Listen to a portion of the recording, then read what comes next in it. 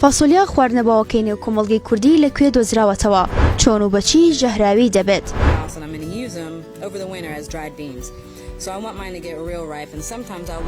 فاسۆلیا یەکێکە لەو خۆراکانەی کە سەرچاوەیەکی باشی پرۆتینە و یەکێکە لە درێژترین ئەوڕۆکانەی کە لە مێژوودا چێنراوە.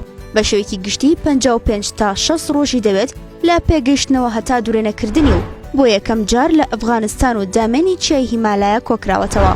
میسرە کۆنەکان فاسۆلیایان وەک جێگرەوەی گۆشت دانا و یەکەم کەس بوون کە فاسۆلیایان کوڵاندووە.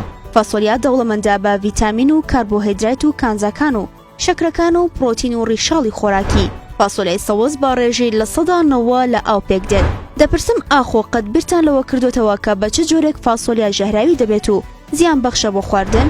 فاسۆلیا کاتێک بە کاڵی بخورێت یان بەکار بێت ئەوە ژەهرێکی بێتامی زیان بەخش لە پێکهاتەکەیدا هەیە کە زیانەکەی دەبێتە هۆی ئازاری توندی گەدە و ڕشانەوە و سکچوون، بەڵام بە کوڵاندن ئەو ژەهرە نامێنێت. نزیکەی 40,000 جۆری جیاوازی فاسۆلیا لە جیهاندا هەیە، بەڵام تەنها بەشی کەمیان با کۆمەڵ بەرهەم دەهێنرێن بۆ خواردنی بەردەوام. ئەو جۆرەی فاسۆلیا کە لە لای خۆمان بەکار دەهێنرێت و با فاسۆلیای سپی دەیناسینەوە لە هەر 100 گرامێکدا 351 کیلۆ کالۆری وزە هەیە و ڕەنگی سپیە و شێوەیەکی هێلکەیی و کەمێک تەختی هەیە.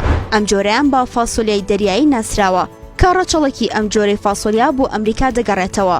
هەندستان لە پێشەوەی وڵاتانی بەرهەمهێنی فاسۆلیای وشک دێت کە ساڵانە 5,460,000 تن فاسۆلیا بەرهەم دێنێت و لە پلەی دووەم و سێەم میانمار و بەرازیل دێت.